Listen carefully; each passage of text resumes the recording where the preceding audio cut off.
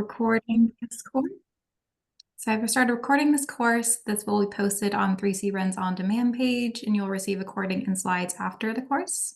Today we have Russ King and Nick Brown with us. They're going to talk about why energy consultants should add HVAC design to the services they offer.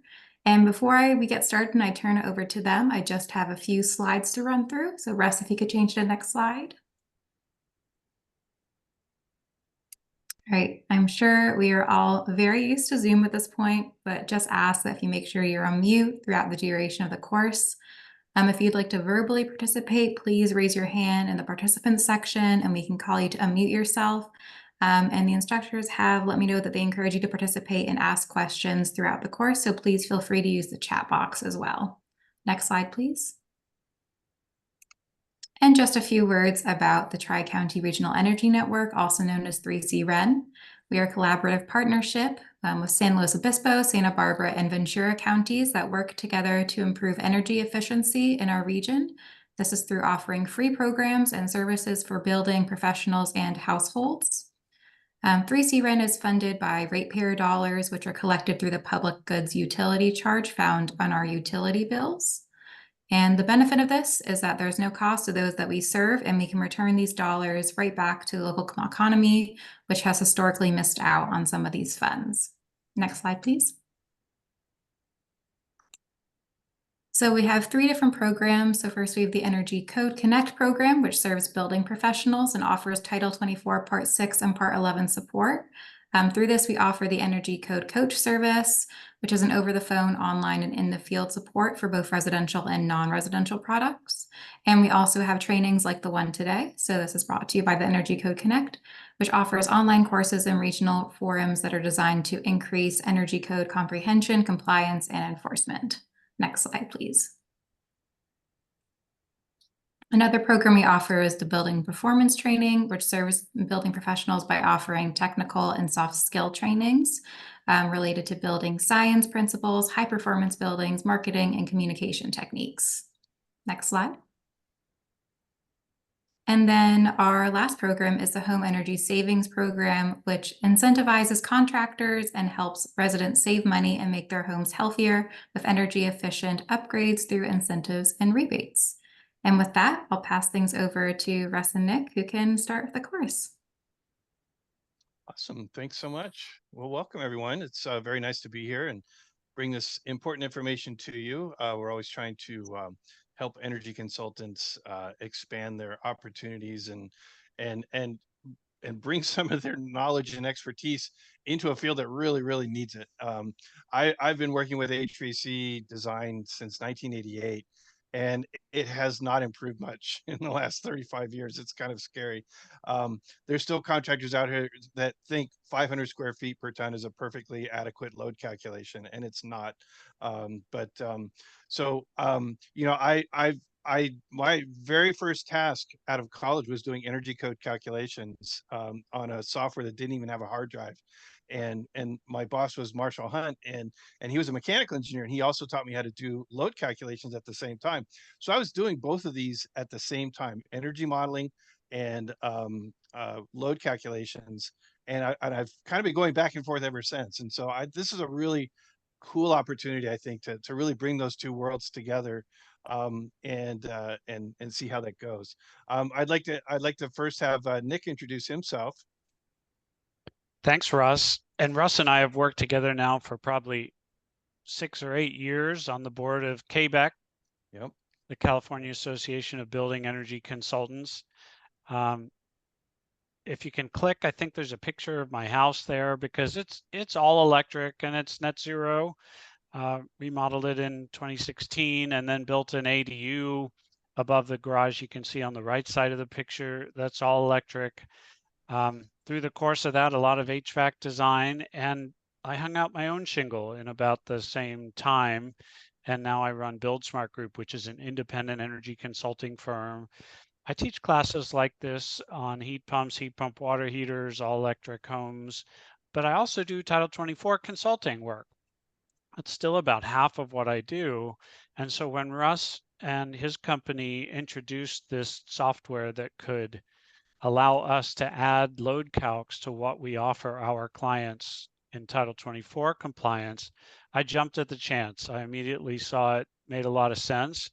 And so I want to thank Russ for inviting me today to share my experience as someone doing this for almost a year now, and share some tips and tricks. It just adds some more text on the next slide. Did you want to say anything else? To just the next slide just added that little bit of text on there. It was supposed to add the picture, but That's I fine. need to work on that slide.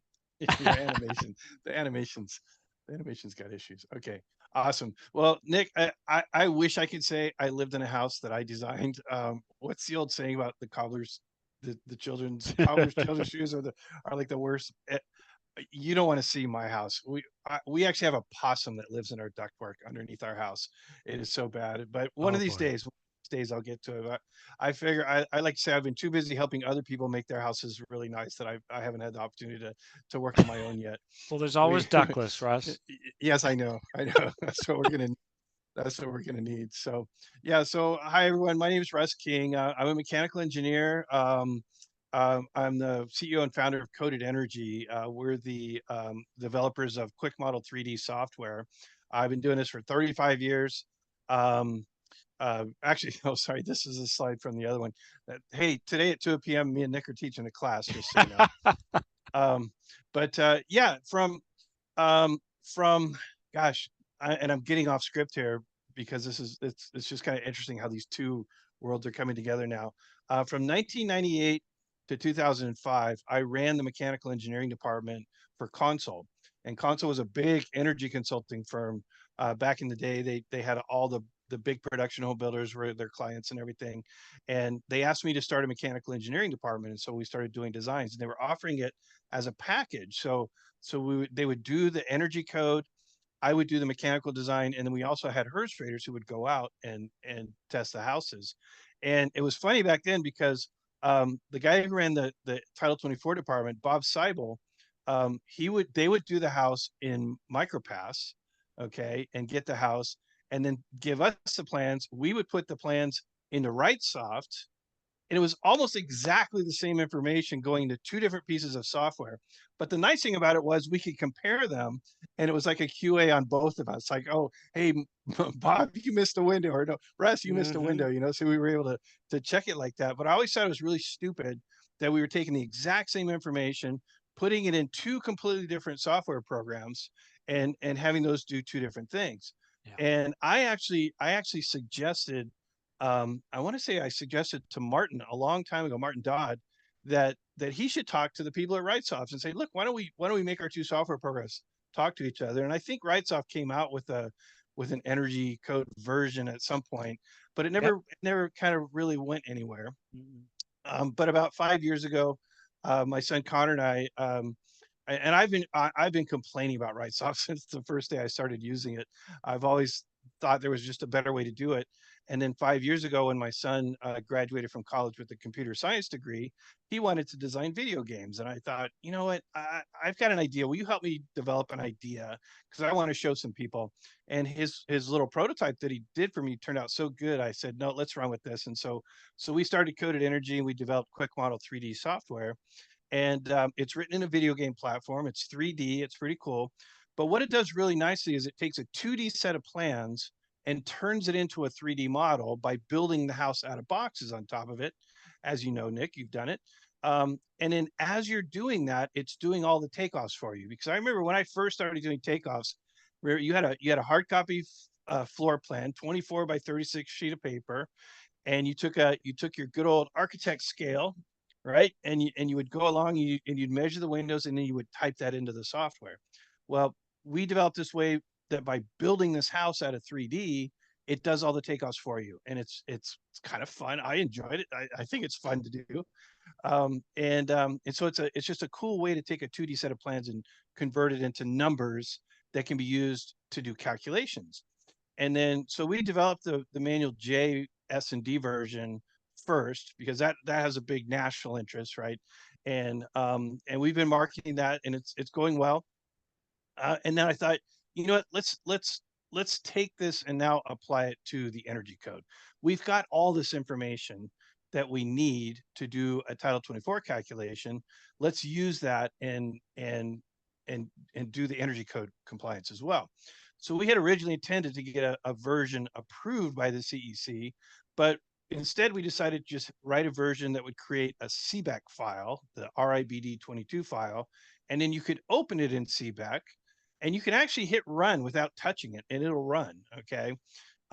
So all the information you need is already in that file. You don't have to change it. But if you want to change it, you certainly can. And there's certainly some reasons you may want to change it after it comes out of QuickModel. But anyways, that's kind of the concept. And we had also had hoped that the two software programs could be one, that you could do both load calculations and energy compliance in the same piece of software. But it just didn't work out that way. Even though they're kind of asking for the same thing, they're speaking in two different languages. They're similar languages. I equate it to like Spanish and Portuguese. They kind of sound the same, and there's some similar phrasings and similar words, but they're two very different languages, and we couldn't put those in the same software program. So there's two separate programs. There's QuickModel that does load calculations. We call that QuickModel with energy gauge loads. And then there's QuickModel, the CBEC version of QuickModel. All right. And so you do need both of those, but they build the house in the same way, and they can share the house back and forth. The 3D model can be shared back and forth. And I'll have at the towards the end of the presentation, I'm going to have Nick kind of show us how he does it and all that. So sorry, I totally got off script there, but I think it's important to kind of lay that groundwork. So I have a presentation called Why Should Energy Consultants Do HVAC Load Calculation? And this is sort of a variation on that. And the reason is, if you do energy models, you already know how to do a load calculation. They're easy. The only, HVAC design is fairly complicated, but doing load calcs themselves is super, super easy. Once you do the load calc, the next step is to select equipment to meet those loads. That requires a little bit of expertise because now you're reading manufacturer specs. Okay, you're looking at the Carrier catalog or the Mitsubishi catalog or the Trane catalog, and you're diving into the nitty-gritty details of the equipment, but still not that hard. And if you put any sort of substantial level of effort into it, you're still doing more than most HVAC contractors are doing. Okay, but then the really challenging part is duct design. Okay, especially in a two-story house, it's a real challenge to get ducts. Let's say your equipment is in the attic of a two-story house, to get the ducts from the attic down to the first floor and then run through the floor joists. That takes some practice. You have to learn how to read structural plans and a bunch of other stuff. And then I told you this already, Nick, but I've learned over the years that HVAC contractors are, I don't know, they're genetically predisposed to not like a design if it was done by somebody else. All right, they only like their own designs, and so if you hand a contractor a duct design, they're going to tear it apart. And it's only because there's 1,000 different ways to accomplish the same thing. And an HVAC contractor is going to have their way that they like to do it. And there's no way you're going to know that in advance. And so what you can do is do sort of a preliminary design, show that to them and say, hey, here, what do you think about this? And then tell them that you're willing to make changes and then make whatever changes they want. Okay. So there's a way to do that. But the load calculations are a no-brainer. Every single energy consultant in California should be doing load calculations. It's, in fact, if you've done an energy model, you've done 8,760 load calculations on that house. Mm-hmm. Okay, so it's that easy. It's the exact same information. The only thing that makes a load calc more complicated than an energy model is that you're doing it on a room by room basis. Okay, you're doing loads on each room. You can do that in an energy model, but it's a lot more work. But if you do it in QuickModel, it's very easy because you're building the house out of boxes and you just make the rooms in the boxes, and it goes quite fast. Okay. Most HVAC contractors are not doing load calculations. It's mind-boggling to me that they will openly say, "Nah, we don't do load calculations." That to me is like a carpenter who doesn't use a tape measure. Okay, it just doesn't. They're guessing, and it's because they feel that they're not being paid for it, that that's an extra service they should be paid for. And heck, their competition's not doing it. So why should they do it? And they've been getting by okay with guessing. And so they're just continuing on doing the same old stuff. Um, Energy consultants are really good at getting information from plans and putting those into a software program. And that's what a load calculation is. HVAC contractors are not used to doing that. That's not something that they normally do. That's something energy consultants do all day long, though. Okay. And then the new software allows a house model to be used for both energy model and a load calc. So now that you've got this model, you can use it for both of them. And I think it's just a great idea for energy consultants to do that. And then, and I'll let Nick talk about this later, the 2025 code, which is currently well underway in development, is going to put a much bigger emphasis on proper sizing of equipment, because heat pumps are very, very susceptible to improper design. If you don't size them correctly, if you don't have good airflow through the ducts and things like that, they will have issues. Okay. So all of those things add up to energy consultants really, really need to be doing load calculations. Nick, anything you want to add to that? Nope. All right. Good deal. I agree. All right. Awesome. So let's talk about load calculations for those of you energy consultants. And I'm assuming that most of the people participating today are energy consultants and do energy modeling and things like that. And you may not have much experience with Manual J, S&D. You may not even have heard of them, or you heard of them, but you don't know what they are. So ACCA is Air Conditioning Contractors of America. They're the largest trade association, HVAC trade association in the United States. They write and publish ANSI approved manuals. ANSI approval is very important. If you see a manual, like here's my manual D, and there's a little ANSI logo down here in the corner, that means it's been through a very rigorous writing and approval process. It has to go through multiple public approvals, and they have to respond to all the comments in a certain way and everything. So they're very rigorously reviewed and scrutinized and approved before they get published. They're widely recognized as the HVAC, as the design for HVAC, as the standard for HVAC design. But if you read the code, it says or equal. All right. And then in the energy code, it'll reference the ASHRAE Handbook of Fundamentals. Well, that's like going back to a math handbook, right? It's like you can do a load calculation with the ASHRAE Handbook of Fundamentals, but that's the really, really basic equations. It doesn't put it in a format that walks you through the process like Manual J does. And then you'll also see the SMACNA standard referenced in Title 24. That is not a load calculation. It is not. It is a installation standard. And if you read it, if you actually get that book, the SMACNA standard, and you read it, it references Manual J. Okay. So I don't even know why it's even mentioned in the code, to be honest. So the bottom line is Manual J, S&D are by far the most common and the most widely accepted, certainly for ducts, for doing duct sizing and things like that. Energy Pro will do an ASHRAE based block load on an energy model. You can input the house in such a way that it's room by room and get a room by room load calc out of it, and that's great, and that'll work. That does meet the requirements. But if you're going to go to the next step and do duct design, you really need to then use Manual D, ACCA Manual D, to do that. Okay. All right.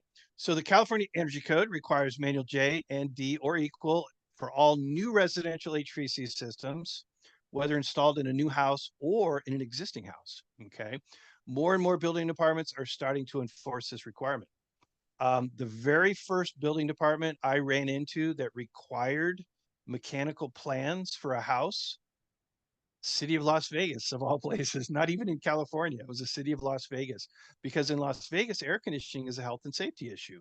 And they have a lot of retirement communities going in with senior citizens living in these homes, and they want the air conditioning to work in those houses. And so they require a good design on these houses. It was much, much later that I encountered a California city that actually asked for mechanical plans on a single family residence. They always did for condos and apartments and stuff like that. But the first time, and honestly, I don't remember what it was. I want to say it was Orange County or something like that was the first one. But so enforcement is quite lax, but I think it is improving. In fact, I taught a class this morning for building departments how to plan check and field inspect load calcs and duct design. And there's a lot of interest. It is definitely growing. It is definitely growing. And I think there's a real good reason for that. Is heat pumps. Heat pumps, if they're not designed correctly, people are going to be upset. And we're going to have what we refer to, I don't know if you've ever heard the expression, the great heat pump revolt of 2027, when all the homeowners are so upset, disappointed with their heat pumps, they're going to tear them out and throw them out in the street and want their furnaces back. We don't want that to happen. Okay. We don't want the great heat pump revolt of 2027. So to do that, we need to make sure they're designed properly, they're installed properly, and that they're efficient and they're working. Okay. And then of course, I don't care what contractors say, oh, the building department's not enforcing it. They should be doing it anyways. It's just good practice. It's professional to do a good design before you install a system, but they're just not. It's very rare. There are some good ones out there. I don't want to make it sound like there are no good HVAC contractors. It's just they're very, very few and far between these days. Okay. All right, so Manual J is the load calculation manual. Manual S is equipment selection. So that's picking the equipment to meet those loads. And then Manual D is duct design. ACCA has a whole bunch of other great manuals that go into a lot of detail. Manual RS is kind of an overview. Manual T is for selecting registers and grills. Manual H is specifically for heat pumps. And then there's a new one, Manual LLH is their most recent manual. And that is sizing equipment for very, very efficient houses, or they call them low load homes. So you got this huge house that's super efficient, and this little tiny system will meet the loads. How do you make it work for a giant house? Okay, so that's an interesting manual to read too. And then ACCA also has all these standards and checklists. These are all free PDF downloads. The ACCA QI standard has been a requirement in a lot of utility rebate programs for years and years. And if you just Google ACCA QI standard, it'll come up as a free PDF download. And then QM is quality maintenance, and there's a whole bunch of other ones too. And there's their website, all their stuff. All right. So really quick, some really super basic definitions to kind of make sure we're all kind of speaking the same language. So when we say BTU, obviously equipment, we're talking about heating and cooling, which is the movement of BTUs. A BTU is about the same amount of heat that's stored in a wooden kitchen match. All right.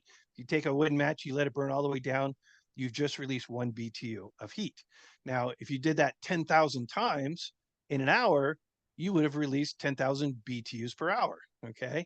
And so when we talk about a furnace that's rated at 40,000 BTUs per hour, that means it's putting out 40,000 kitchen matches worth of heat in an hour. Okay.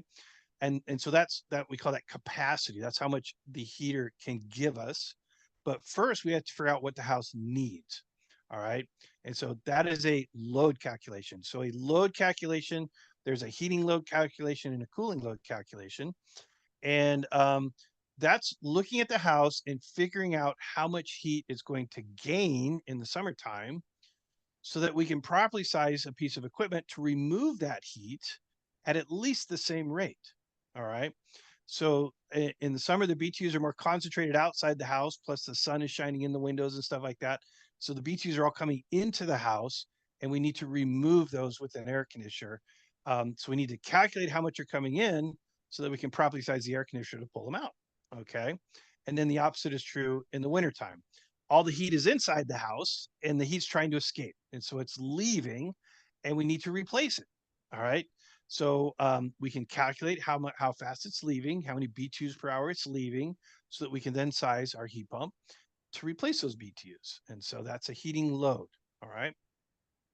So to maintain a constant temperature inside the house, the BTUs coming in have to be the same as the BTUs coming out.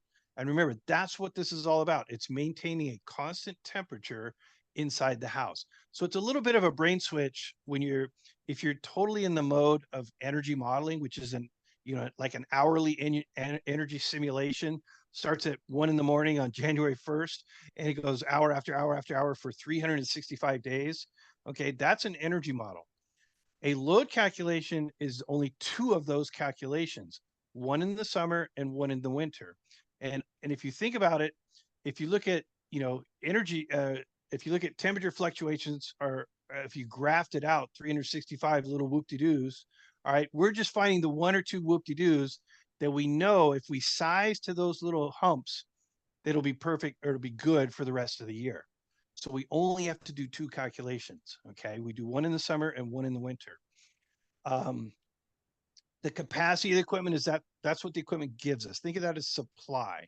The equipment is supplying something to us, either in the form of adding BTUs or in the form of removing BTUs. And the load is the demand. The load is what the house needs. All right. And good equipment sizing is the ability to match those two numbers. Because you have the load of the house, you can calculate that. And then you can look up the capacity of different pieces of equipment. And some of that equipment's too big, some of that equipment's too small, and some of that equipment's just right. All right. And then manual S is what tells you what is it defines just right for us. Okay. The problem is that it's just human nature to think, oh, if I'm not sure, I'm gonna guess a little high. I'm gonna put a little bit bigger piece of equipment than I thought, or than what it says or whatever. It's to round up, is to be bigger. Bigger is not better. Bigger will cause more problems than undersized equipment. Everyone's afraid to undersize equipment, but oversizing equipment will actually cause more complaints, and it causes more energy use, and it causes the equipment to fail sooner. So oversizing is much worse than undersizing. So if you had 3 pieces of equipment, one's too small, one's just right, and one's too big, the one that's too small will have some problems. Maybe on really, really hot days, it won't work. But the one that's too big is going to have problems for more times of the year. It's going to be oversized on all the mild days. Okay. The undersized equipment only doesn't work on the really, really bad days, the extreme days. Okay. So design conditions are the specified indoor and outdoor temperatures at which the loads are calculated. These are not the very worst temperatures in the expected each summer or winter. It wouldn't be smart to do that. Then your equipment would be oversized. Okay. So we are by definition sizing a piece of equipment that may not work a small portion of the time. And that portion of the time is 1%. We pick a temperature that's only, it's only more extreme than that 1% of the time. But because the load calculations are generally assumed to be safe, even if you do them perfectly accurately, they're still they're considered safe. They make some worst case assumptions. So you're always going to have a little bit of excess capacity to work with. Okay. We should be looking for reasons to round down a size, not for reasons to round up a size. The system needs to work at those mild conditions. It's mild most of the time. The extra hot conditions are the ones we think about. Okay. But we still need to be comfortable even when it's only 85 degrees outside or only 88 degrees outside. We certainly want to be comfortable when it's 100 degrees outside, but we still need to be comfortable in the milder days too. And if our equipment's oversized, our house will have uneven temperatures inside if it's oversized. Okay. So we have an indoor temperature and we have an outdoor temperature. The difference between these two temperatures is called the delta T. There's a lot of delta T's in the HVAC world, but this is the main one, the difference between the inside and the outside. And that's what drives the load. That's what drives that heat transfer. Okay. I already mentioned this. Undersizing will cause a house not to cool on very hot days. Oversizing will cause stratification, which means separation of temperatures, the hot air rising inside the house.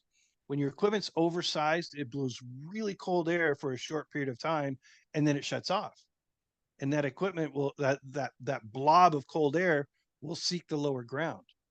But if your equipment is properly sized, it has much longer run cycles, and it cycles and cycles and mixes and mixes and mixes, and then you don't have those the warm blob and the cold blob inside the house. Okay. And then higher electric bills. It costs more money to run larger equipment, even though it's running a shorter period of time. It costs more to run it. And then that running for a little bit and shutting off, and running for a little bit and shutting off, and running for a little bit and shutting off. Imagine driving your car like that. It's not going to be efficient, and it's not going to last very long too. It's very hard on the equipment to start and stop like that. Okay. Russ, So that's exactly how my mom used to drive, by the way. I know. Yes, I know. I mean, I don't know that's how your mom drive it. I know that there are people that drive like that, and I get behind them on the road sometimes. Yes, it is very frustrating. My dad's problem is he turns too sharp. He's like da, da, da, da, like that, and everybody gets whiplash in the car. But so that's a different issue. Okay. So oversizing bad, undersizing not as bad. Okay. Now the negative impacts of oversized equipment can be reduced with variable speed equipment. Back when I was doing lots and lots of design, variable speed was like a luxury. Production home builders didn't even want to consider variable speed equipment. When I was doing lots and lots of design, and so it wasn't really an option. But now variable speed equipment is becoming very, very common and very, very popular. And it is a way to counteract the problems associated with oversized equipment. But you don't, I've seen too many contractors say, well, I'm going to put in this extra large piece of equipment and I know it's a variable speed so it can throttle back down to what it needs to be. Well, we call that the world's most expensive single speed piece of equipment because it's always going to run on low speed. It's dumb to put in a giant piece of equipment that's always going to run on low speed just because you're afraid, you're not sure what the load calcs are. What you should do is size it correctly and then just know that on those mild days, it can act like a smaller piece of equipment and be that much more comfortable. Okay. So the negative impacts of oversized equipment can also be counteracted with good duct design. When you pair oversized equipment with undersized ducts, that's a recipe for disaster. I do a lot of I get asked to look at a lot of homes that are not comfortable and try to figure out what's going on with them. And I've done hundreds and hundreds of houses. The vast majority of houses that have a problem, it's a problem caused by oversized equipment and undersized ducts. That's the problem. And that's very, very common. And it's not a good thing. Okay. So historically, the most common method of equipment sizing by HVAC contractors was, the good old rule of thumb. You may even have seen it's actually a joke, but I've actually seen contractors go, is that thing real? Does that really work? It's where you take a piece of paper and you cut out the shapes of the houses. You have a big one, a small one, a medium one, and on down, and they stand out and they hold it up like this, and it has 5 ton, 4 ton, 3 ton on it. It's a joke, but I've actually seen contractors go, wow, does that really work? It's like, come on, people. But you'll also see, people will say, well, how many square feet is the house? Oh, it's 2,000 square feet. Oh, that's a 4 ton. That's a 4 ton. And they're looking at the square footage of the house. When I teach the Manual J, S&D class, I have a sample house that I use. And just by rotating that house 90 degrees, I can change it from a 2 ton to a 3 ton just by rotating the house. And I didn't change the square footage. So, using square footage to size equipment is not a good idea. It's a very bad idea. And so that's has historically led to oversized equipment, these rules of thumb. And then the fact that smaller ducts are easier to install and cheaper to install, and labor is the biggest part of installing a duct system. Smaller ducts are easier to install. And so ducts over the years have gotten smaller and smaller. And so we've just evolved to a point where if you don't do a good design, chances are you're going to have oversized equipment and undersized ducts. And I just told you that's a bad combination. Okay. All right. Then as far as sizing ducts go, it's not that difficult. The hardest part of a duct design is not sizing the ducts. That's quite simple, actually. The hardest part is getting them to fit in the house. All right, especially a 2-story house, or doing them in such a way that it's cost effective to do it. I've laid out what I thought was the perfect design, and then a contractor will call me up and say, you know what, that fitting right there, my wholesaler, they don't carry that fitting. So, and they're like, well, how am I supposed to know that? And so, I'll revise it or whatever. So there's a lot of little nuances with duct design, but sizing the ducts is not that hard. All you need to know is how much air is going to each room. And it's a very simple equation. If a room is 10% of the total load, it needs 10% of the airflow. It's that simple. And if you can do that, if you can get that air to each room, I call that the fair share of air. Okay. If you can get that air to each room, the house will have even temperatures throughout. And so how much air needs to go to a room. It's easy to size the duct. I can do a duct design with the back of my business card. I have a little duct sizing table. I can literally design a duct system with the back of my business card. Okay. It's not rocket science. It's easy to do. It's just the nuances of getting things to fit between the framing and what kind of fittings do contractors like and don't like, and making it so you don't have to buy, you know, one 25-foot box of 6-inch duct because you have 2 feet of 6-inch duct in your design, and that's the only 6-inch duct in your design.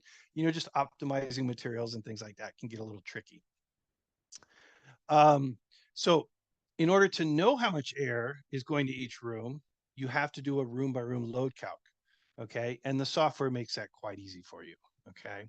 And so if one or two ducts are not properly sized, you have what's called bad balance. You don't have the right amount of air going to each room.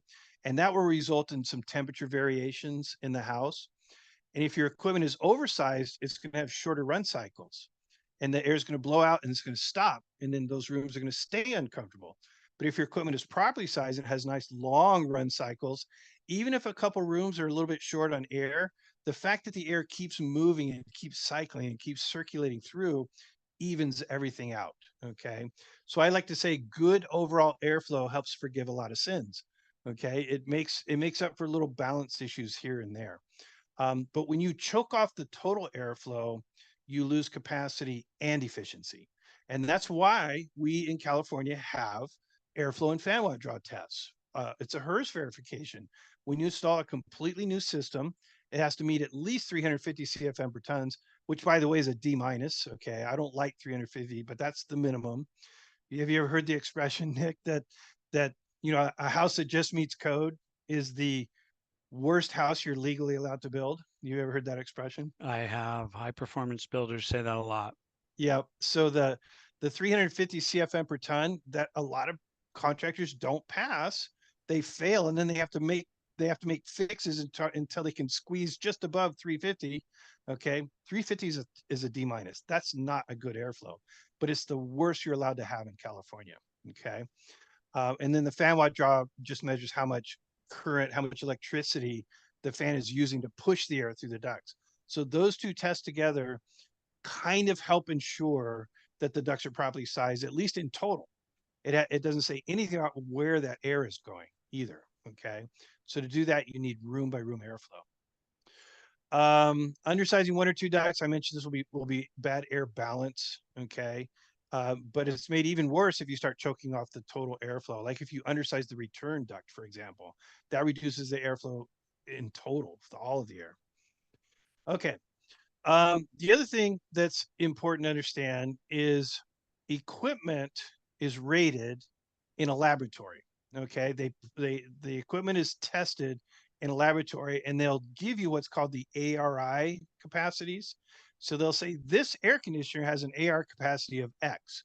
Well, that is in a laboratory. When we install a piece of equipment in a house, it's not the same conditions, and so you have to be able to look up. You have to be able to look up the design capacities. Okay. So all manufacturers publish these tables that say, here's the laboratory conditions, but if you change any of these parameters, here's what happens to those capacities. And it looks at outdoor temperature, it looks at indoor temperature, it looks at indoor humidity, and it looks at airflow. Those four things will affect the capacity of an air conditioner, and to some extent a heat pump too. Okay, so that's what Manual S is all about, the ability to determine the design capacities of equipment. Okay. I already mentioned this. You have to have room by room load calcs to size your ducts. And Nick, you've done a few of these. The basic process for designing it is collect information about the house. With new construction, that's fairly straightforward, right? You got a set of plans, and you got your Title 24 compliance docs. That's the information you need to do a load calculation, right? Nick, are you doing much additions or Yeah. existing homes? Okay. Yeah.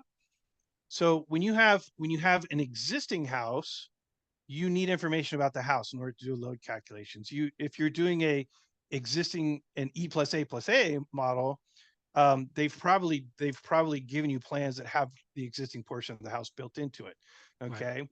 But something I'm really hoping energy consultants can also branch out into is doing load calcs on existing homes that may not necessarily need energy compliance calculations. So the point there is you may have to create a set of plans. There might be some energy consultants in the class that that remember back to the old HERS 2 program, the Whole House Rater program, where we sent people out with a tape measure and a pad of paper, and they had to basically draw the house plan. That was very, very tedious. There's some really cool software now, and I'll show it to you in a minute. But anyways, step one, collect information about the house. For new construction, you've already got everything you need, okay? Step two, perform the load calculations. Step three, select the equipment. Step four, design the ducts. It's pretty much that simple, all right? But the problem is between step one and step two, that's a lot of work. You've got all this information and you've gone to all this trouble to put it into the energy modeling software. And historically, then you had to turn around and put it all into another software program. And now I think we've sort of resolved that particular issue by having software that can do both. Okay. So the main load calculation software that's out there now that does load calcs and duct design, there's another 10 or 12 software programs that only do load calcs. Okay. And you can go to the ACCA website and just search ACCA approved software, and it'll list all of those. But the only three that do load calcs and duct design are RightSoft, which has been around forever. That's the one I used my entire career until just a few years ago. Elite's been around a long time. Elite is very, very similar to RightSoft. And then our software, Quick Model. It's 3D. It kind of looks like a video game and everything. And now we have a version that will create this CBEC file so that now energy consultants can kind of get in on the load calculation game as well. So when you're doing a load calculation, what you're after is areas, right? Just like energy modeling. You want to know the area of the walls, the area of the windows, the area of the roof, the area of this, the area of that. And that's what drives heat transfer. Load calculations are the same thing. So this is a screenshot of a little teeny tiny house, like a little ADU. And the challenging part is we want to do this on a room by room basis. But what we're looking at is all the surfaces that have heat transfer through it. And then we're going to keep track of those surfaces on a room by room basis. And that's where the software becomes very helpful. Okay. So here we have a room. It's got a wall. It's got a window. It's got a door. It's got another wall over here on this side. It's got its own little ceiling. It's got its own little floor. It's got its own little slab edge. Okay. And we keep track of those on a room by room basis. And then what that does, that's what allows us to size our ducts, because now we know that this room is a certain percent of the total. So it needs a certain percent of airflow. All right. So we need to do that in the wintertime. So it's all the convection, conduction, radiation in the wintertime. And then that's all the BTUs leaving the house. And then we do the same thing for the summer, except the heat's going the opposite direction. Okay. And that's essentially what energy modeling is, except energy modeling looks at it on an hour by hour basis. And with load calculations, there's only two, one in the summer and one in the winter. So it's in that way, it's much, much easier to do. Okay.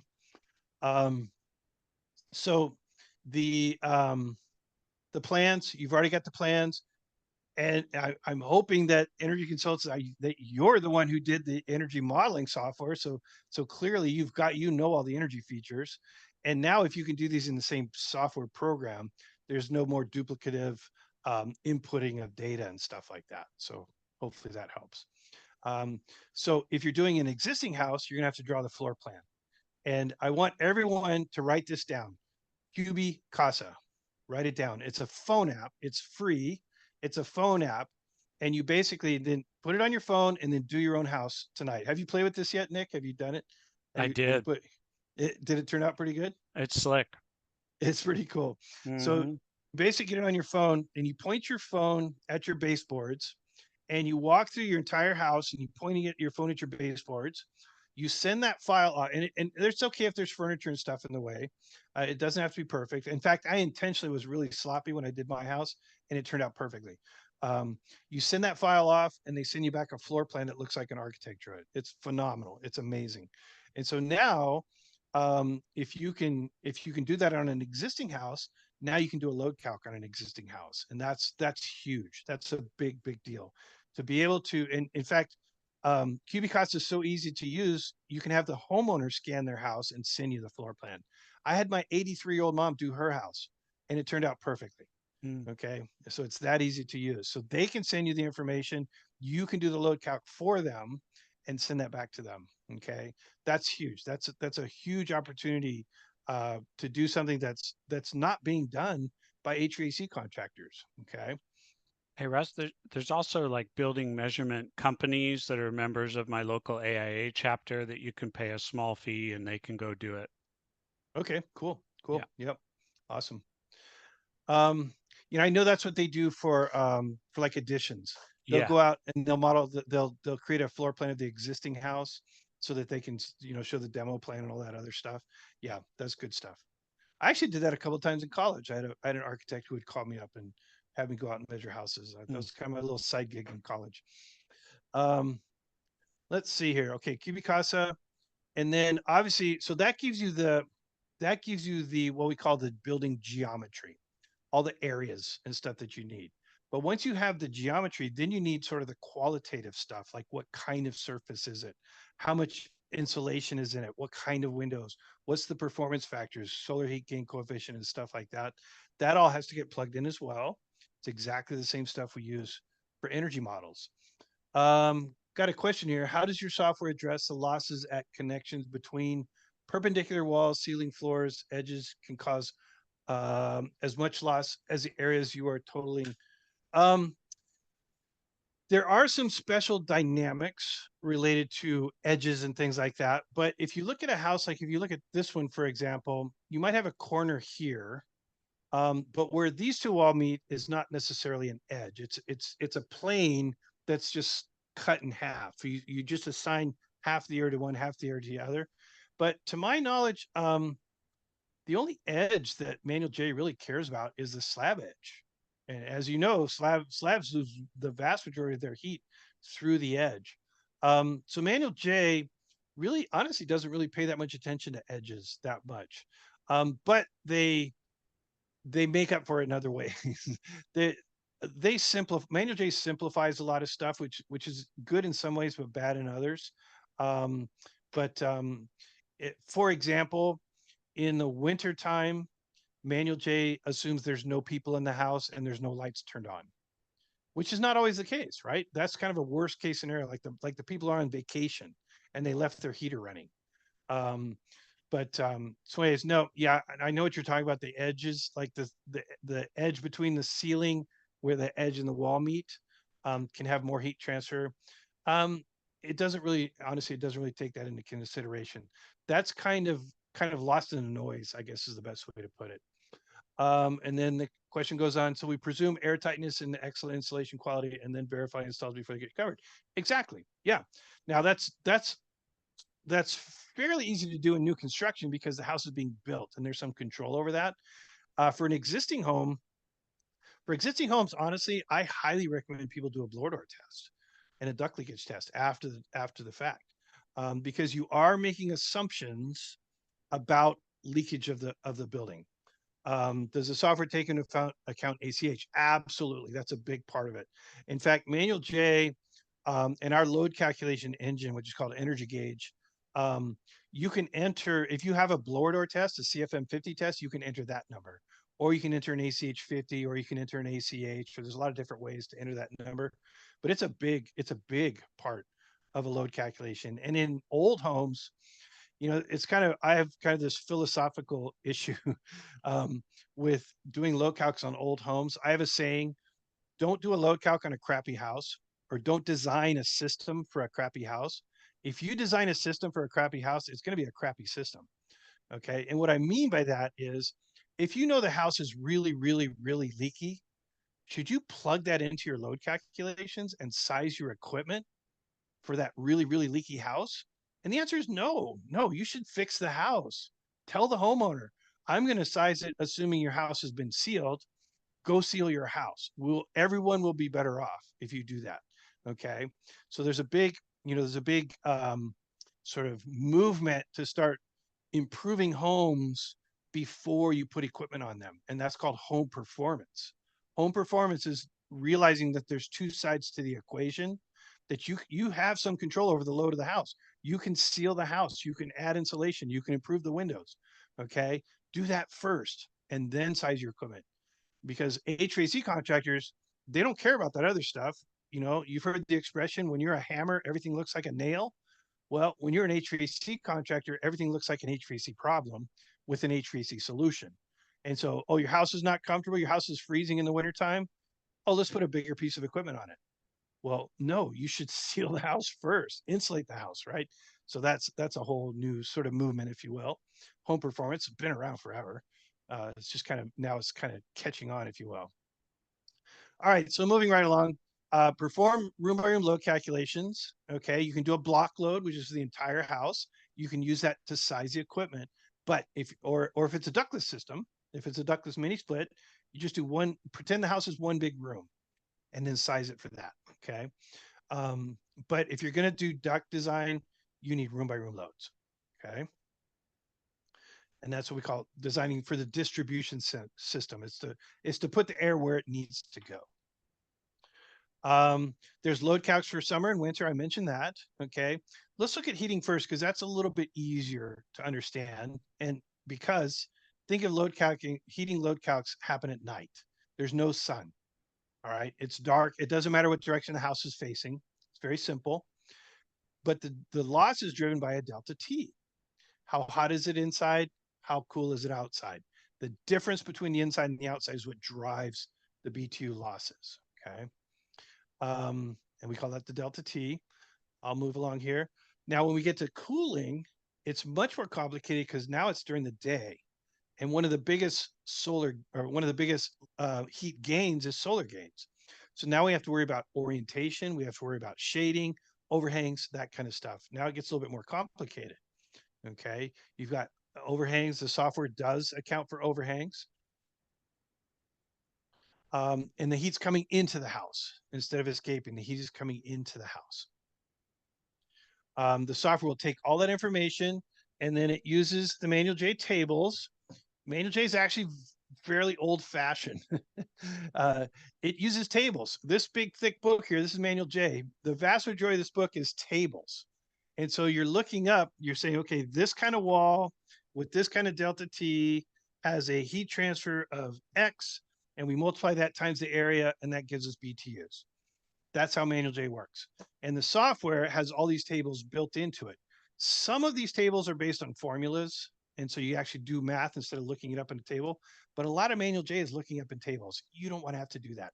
I had to do that early in my career. I did load calcs by hand. It was terrible. Okay. So that's what the software does. And then it just does a calculation for you. I predict in the next few years, Manual J is going to shift more towards what we're used to in California, which is an hourly simulation. And so you'll run an hourly simulation, and then the software will pick a day in the summer and a day in the winter where it says, I think this is the load we're going to use, and this is the load we're going to use for the wintertime. I predict load calcs evolving to that. It's much more accurate because it takes into account fluctuations, which is affected by thermal mass. And we're in California, we're big proponents of thermal mass. All right. So after all is said and done, here's what you end up with. You end up with this is your summary sheet. Okay, there's about 40 more pages behind this of details, but this is what you're after. It's got some summary information up here. Oops. Where did my next slide? There it is. It's got some summary information up on the top. So it's got the information about the house. It's got latitude, longitudes. It's got your design temperatures. Okay. For winter, your summer design temperatures. It summarizes your total heating load and your total cooling loads. Okay. And it's just all nice little summary at the top there. But then it breaks down the loads in more detail. So the winter load calcs, that's the heat escaping. Remember, it happens at night. All right. This much through the windows, this much through the walls, this much through the doors, ceilings, floors. Here's infiltration. Okay. There's even a number for ventilation. It's kind of interesting. If you do exhaust only ventilation, the load actually gets put into the infiltration number, because when you exhaust air from the house, all you're doing is increasing infiltration. You're just pulling air in from all around. Okay. And then it does these cool little pie charts. And it's always a good idea to kind of get used to looking at these pie charts. I think something that's coming up that we didn't used to care much about back in the old gas furnace days is slab edges lose a lot of heat. Look at this pie chart. What's the biggest wedge? Is this black wedge here? That's floors. That's a slab edge. That's that house losing heat through the slab edge. It's very interesting to me that we don't pay more attention to it on the energy side and put slab edge insulation to save energy. It has a big impact on loads. Okay. So keep an eye on slab edge. That's gonna be changing pretty soon, I think. And then on the summer calculations, it's a lot more complicated. You see on the winter, there's what, about 8 or 9 rows, but then you get to summer and there's a whole bunch more stuff. And that's because there's really two kinds of loads.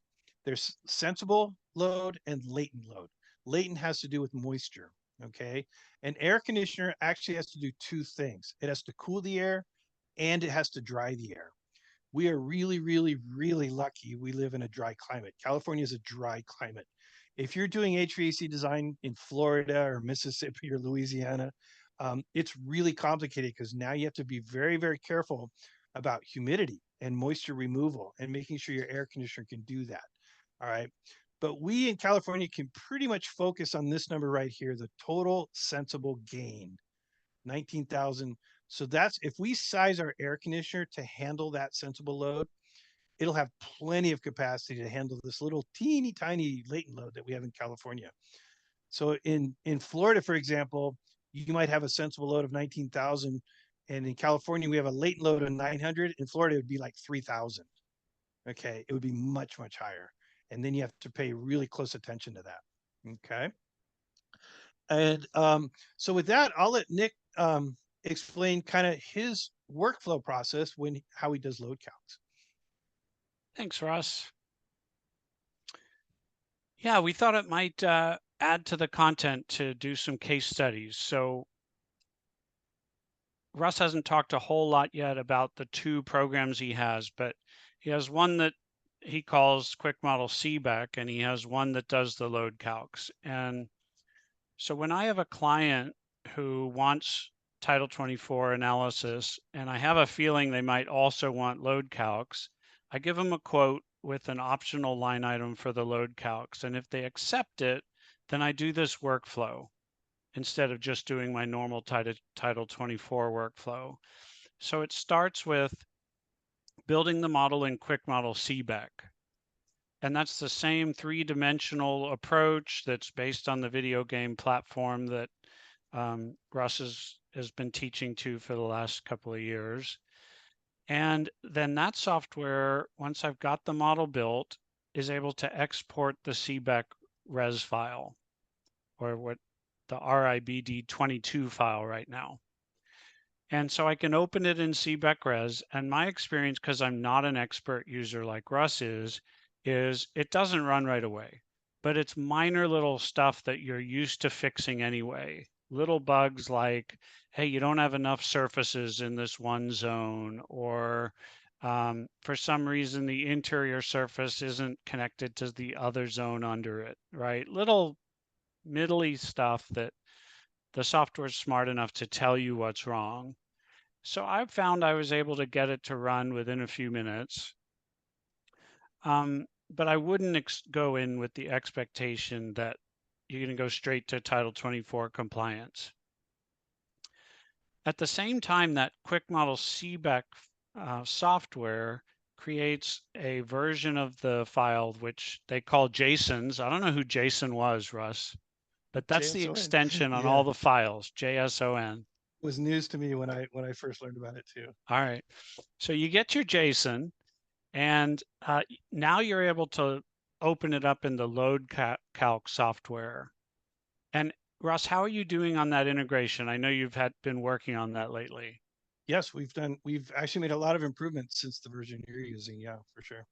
Yeah, well, they were able to unlock it for me, and everything worked well. So now I've got in the top part of the picture my Title 24 model, and the bottom part of the picture I'm making load calcs, and I only had to create the model once. That's the beauty of it. A little, a little massaging it in each software package, but I felt very reasonable. And then you run the normal process, you know, you take it into Energy Gauge, you run the load calcs, you bring it back into Quick Model, and you can do your reports. So that's the process I've been using. I've done, do you have the project summary next, or is that coming later? This one. Okay, yeah. So I've done 9 jobs. I was surprised when I look back at it how many I've done. And please, if you know any of these street names and people's names, don't call them. Don't get me in trouble. I wanted it to seem real. Okay. Um, and you see, my climate zones are typically pretty mild, 4, 5, 6. There is one 9 on here and one 16 on here. But I thought I would summarize them for you, and you see what square footage per ton we're getting on these when we really follow the process. You know, 800 to 1,000, I would say. Most of these are in that zone. Russ, where does that strike you in terms of what you generally see?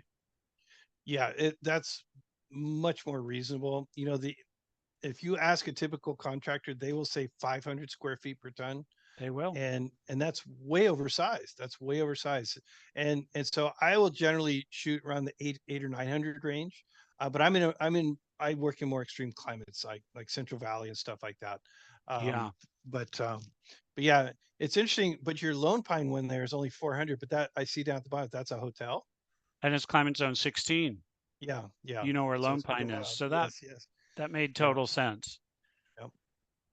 yeah. And you know, this is a smart group judging by their comments in the chat. So they're looking at this going, well, that one looks a little out of whack. Well, you know, it's a lot of different features that can drive this. And I mean, look at Gran Cielo. That was in Paso Robles, and it has quite a few. It has pretty big systems for the square footage because it's got aluminum glazing. Look at Carr and Liberati. Those are 2 coastal Southern California. You know, they face the west facing sun and they're high end. And so they've got tons of aluminum glazing. And in those rooms, it really drives up the CFM required for cooling. And I find that on existing remodels, like you were hinting at, Russ, because I'll model the old rooms. Geez, sometimes the silly clients just want to leave them uninsulated, right? Um, Honestly, sometimes that's the easiest path to compliance in Title 24. I didn't make up the rules, but if they do that, you're going to have tons more CFM in those R0 rooms. And the addition part has low CFM. It's really funky. And then think about how well that system's going to run, especially if it's cycling on and off, like you were saying. It's a recipe for disaster. Yeah, But yeah. interesting to see it. One interesting thing I'm seeing with additions is, they'll take a regular house and let's say they'll convert the garage into a couple bedrooms, and they'll think, oh, we're making the house bigger, so we have to put in more equipment. We have to put in bigger equipment. I would put money that most homes could handle. The existing equipment could handle adding that much square footage to it, no problem. Right. And so that can save them a lot of money too. So instead of having to replace all the equipment, that can cost $15,000-$20,000 to completely replace a new system. They can keep the old system and just run some new ducts out to the new Yeah. rooms. Okay, Especially if they but make a few upgrades. exactly. And so then if they improve the existing house as part of the addition, but in order to know how much air to send to that, and to know whether or not the existing equipment will work with the new addition, you got to do a load calc on the entire house. Yeah. Okay. I'm curious, Nick, how much interaction are you having with HVAC contractors these days? You know, I've only been doing this a year, and I bet most of these haven't been built yet. So I bet that feedback with the HVAC contractors still to come. Yet to come. Yeah. Interesting. But a There's a few more points on this. Yeah. Quite a few of them have come back and said, well, let me talk about the reasons these clients wanted load calcs. A couple of them said, my local jurisdiction's requiring it with my plans. So to your Good. point, you were training building departments this morning. It's starting to catch on. Yep. And it's really the responsible thing for them to do. So there's a few being driven by that. There's a few where the HVAC sub or the HVAC manufacturer reached out to me to help with sizing. They really wanted to get it right. Then there were some where the homeowners were smart enough about high performance building that they knew the dangers of oversizing and cycling, and they wanted to get it sized right. And quite a few of them, when I gave them the load calcs, let's say it was saying 2 tons, they said, my HVAC sub said 4, so I'm so glad I did this. That's exactly. Yeah. Exactly. Yeah. Yeah. And then one, the high-end architect on Climate Zone 6, he just really liked the idea that he was handing something off to his HVAC sub that was halfway there, that was well on its way to being designed right. So that the high-end clients, in my experience, are interested in this. Yep. Awesome. There is a question. George asks, how do you feel about installing small, round, new ducts through existing oversized rectangular ducts? That's an interesting one. I've never actually run into that. First of all, I've never run into oversized ducts is the main problem. The vast majority of the time I see the ducts are undersized. And in most of the stuff I see is all flex duct anyways. So I've never actually run into that. The closest I've come is when they switch from a standard system to a small duct high velocity system, like a Unico system. They use a lot of the same chases to drop the ducts through, and they actually left some of the ducts in place and just fed the Unico ducts down through the existing ducts. But it wasn't a case of like oversized ducts. I've honestly never seen oversized ducts. Got another question. Is there a good source of 3D printed fitting designed to match rectangular HVAC wall registers to allow use of small round new ducts? Yeah, same kind of question. Typically in homes, the ducts are undersized. And so we're just running all new duct. Obviously, we're talking about existing homes. For new construction, the whole idea is to do it right the first time. And it's kind of funny too. We sell our software all over the country. And there's parts of the country where if you could do a beautiful flex duct design, and when they see it, they're just gonna go, ooh, flex duct, it's terrible. They just hate flex duct. It's just they have this bias against flex duct in certain parts of the country. And they've even gotten into some cities and made flex duct not allowed in certain jurisdictions. They're not allowed to use flex duct. They have to use sheet metal ducts. And I just think that's crazy. Some of the most efficient, the best performing systems I've ever tested were flex duct systems, and some of the least efficient I've ever tested were sheet metal systems. So there's no, that's a purely unfounded bias against flex duct. Now, flex duct can be installed badly, obviously, right? Flex duct comes in 25-foot lengths, and if they need 16 feet, they may just connect 25 and leave the rest like flopping around on the ground. But in the class that I teach for Casumas River, it's part classroom, part lab. I have the class build a duct system out on the ground, on the asphalt behind the classroom. They build a 2.5 ton supply duct system. So it's got 10 registers and a supply plenum and all these ducts. And we'll use a duct blaster fan to blow air through it, because duct blaster fans are calibrated and can measure back pressure and CFMs and stuff. So we'll blow all this air through, we'll turn it up on full blast, and we'll blow about 1,000, I think it was 1,040 CFM we're blowing through this system. And then I said, okay, go to each register and put a 360-degree curly Q in each duct run. All 10 duct runs, put a curly Q. The airflow drops from 1,040 to 970. 70 CFM is all it dropped. That's not that much. So flex duct is actually quite forgiving, more so than people think. Okay. George asked another question. Where's the ideal place to incorporate enthalpy recovery ventilator in your model? That's a ERV, HRV issue. And honestly, that does not affect your load calculations, believe it or That's what not. I've found. Yeah, it doesn't affect your load calculation because a load calculation is a peak that happens at a certain point in time. And then the ERV, HRV stuff is just kind of helping it. And it doesn't have Well, a it big impact. saves energy. It It does save doesn't energy. allow you Absolutely. to downsize your system. Correct. Yeah. Exactly. Yes, exactly. Yeah. So cool. Um, let's see. Nick, do you have a project that you can open up and share your screen? Yes, now good? Yeah. All right. I do want to put my email address up there. So just so everyone knows, the CBEC version of our software is a beta version right now. It's not in full release, but if anyone wants to try it out and play with it for no charge, you're welcome to. Just send me an email at russ@codedenergy.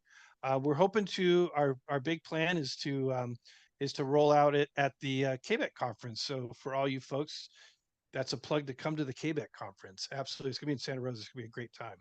Yeah. Looking forward to that. All right. So Just should I waiting for you stop? to stop sharing. Yep. There There you we go. go. It's all yours. All right. Thanks, Russ. And Russ, please don't cringe. I'm a beginner. No worries. Are you seeing that? Yep, Okay. that looks great. That looks really good. So this was one of those houses that were called Front Street, Avila Beach, I think it is. And you can see that, you know, the interface is really fun for one thing. And you're building these things like one room at a time, and you can manipulate them in and out. And um, so it is sort of fun. And then you place all the windows, and this is a deck here, which was important because this was a south orientation. So this overhang had a big impact on solar gain on these lower glazing surfaces. The purple is the garage, so it's modeled as unconditioned and doesn't result in airflow. And then these brown boxes are what Russ calls earth boxes, which you use to show, hey, the wall surface here is fully below grade, and it simulates them differently. So that was a whole new feature I had to learn. So this is the CBEC software, as you can see. So you build your model, and then you click this CBEC button, and it makes you, it exports a CBEC res file that you can then use to demonstrate compliance. And I'll just put it in some random directory here.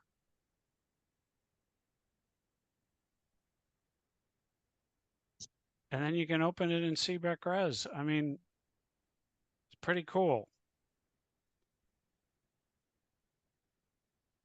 And here you see it's done a pretty good job. It's got all the different ceilings. And if I were a power user, right, Russ, I would have condensed the table by system or by zone. So it would have joined all those individual surfaces into one. Right. All the surfaces that are pointed in the same direction, in the same zone, and have the same properties, it can just lump those all together for you. Yep. And once I learned that, it made everything better. If I tried to run this, I promise you it's going to give me a few little niggling errors that I've got to correct, but in 5 minutes, I'll have this up and running. So that gets me my, and by the way, you can even see like the front first floor wall. Is it this one? Came in with the overhang. See that? Mm. I mean, that's pretty cool. Yep. So I was impressed by that. Do you have the version that shows the overhangs? We need to get that to you if you don't. If you're in the Windows tab, the Windows and Doors tab. No, we have a new version that'll actually, when you enter the overhang dimensions, it actually shows it for you. Oh, we cool. we had at one point considered if you drew a roof, have it do the overhang calculations for you. Mm-hmm. But then that sort of requires that you draw a roof, and that can be kind of tedious. So we opted to just allow you to specify the physical dimensions of an overhang and side fins.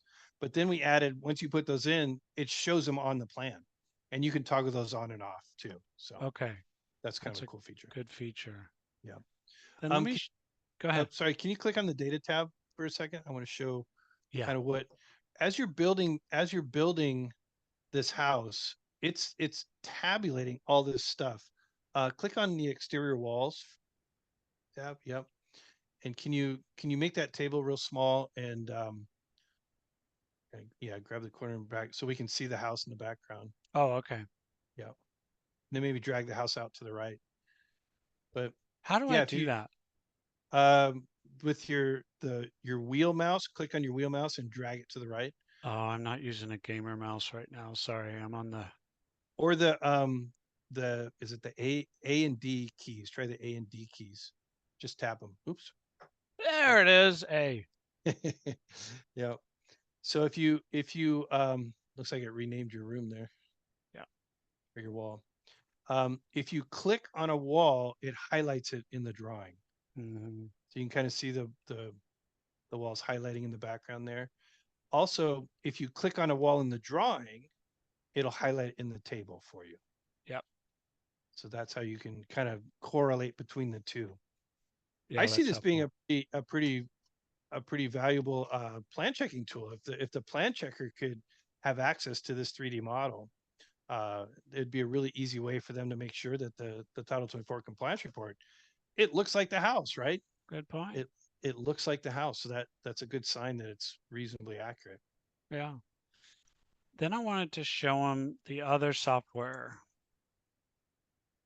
So here's the energy gauge loads version. Mm-hmm.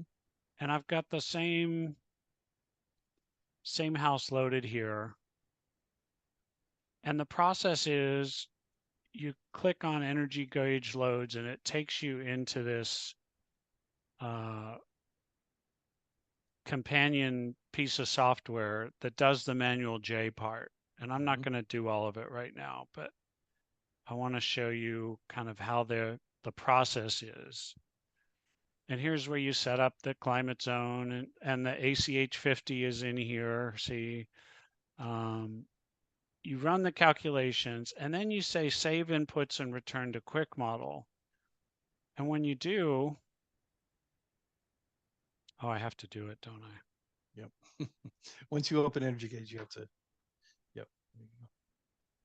And when you do now and you go to the data table, it will have brought in the heating loads, the cooling loads, and calculated and allocated that. For in this case, it's a 2.5 ton system, and the CFM's allocated by room. And you can produce a report for your client showing that CFM per room, and that gives them what they need to do their duct design. So it really is value added and something I feel good about providing to clients.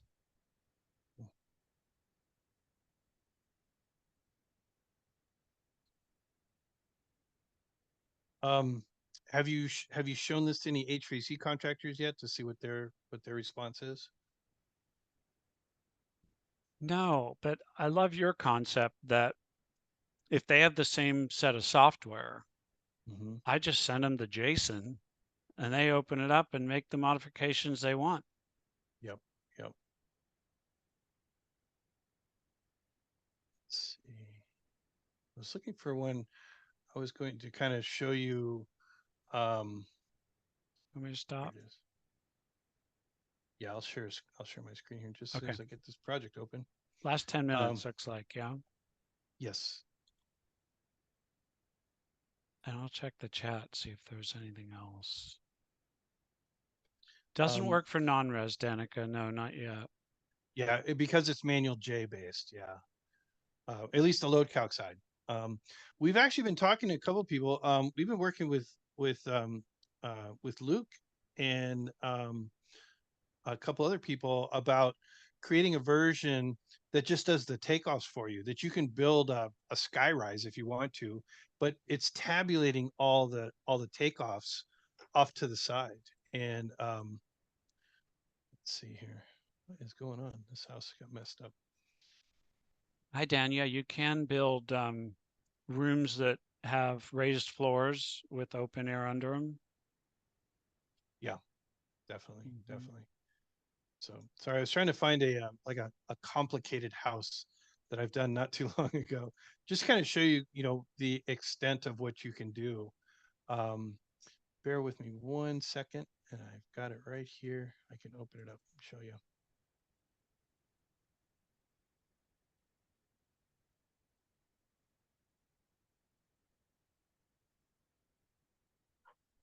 Zoom really slows down my computer. I'm not sure about you, but While you're doing that, let me make a point about thermal mass. As Russ explained to me, because this is a moment in time peak heating and peak cooling calculation, any thermal mass is ignored in a manual J calculation. Correct me if I've got that wrong. not completely ignored, but greatly discounted for sure. Yeah. Okay. Whereas in our hour by hour compliance modeling, it very much has an impact that can be measured because it's absorbing heat, it's creating those lags that are typical of thermal mass and reducing the heating and cooling, or potentially increasing it if you've designed it wrong, right? Um, so for that reason, so far I've had to use Energy Pro to model thermal mass buildings, buildings with ICFs, insulating concrete forms, or some other similar construction, thinking, gosh, this is going to do a better job potentially of modeling that than the manual J process. So when you said, Russ, that you thought maybe an hourly approach to load calcs was in the future, that really resonated with me. Yeah. And what it'll do actually is lower the load calculation because it'll give more credit to thermal mass. And so if anything, loads are going to go down, you know, as the software gets better and better. But it's amazing to me that I constantly see contractors saying, oh, you know, they probably have low E windows, but I'm not going to model it with low E windows, or the outdoor design temperature in this city is 98, but I'm going to run it at 105. And they're doing everything to make the loads bigger when they really should be looking for reasons to make the load smaller. Right. I actually have people who are really understand load calculations. They'll constantly say manual J overestimates the loads, and it does because there's some worst case assumptions that need to be made. Right? You don't want people's houses to get too cold in the winter and stuff like that. But I don't know if you can see this house here. This is a big house I did. Has two systems, one serving upstairs and one serving downstairs. Um, and this is all done in Flex. And the cool thing is all the ducts are to scale. Like whatever size duct this is, that's how big it is in real life. So it really kind of allows you to visualize what's going to happen. And sometimes you have a really small attic and you got to fit a lot of ducts into that small attic. Well, this kind of helps you do that. So, and then if you want to see what size those ducts are, I can turn that on, turn on the dimensions, and I can make them bigger so we can see it. And then you can kind of zoom in. Yeah. See how big the ducts need to be. So this is a pretty elaborate one.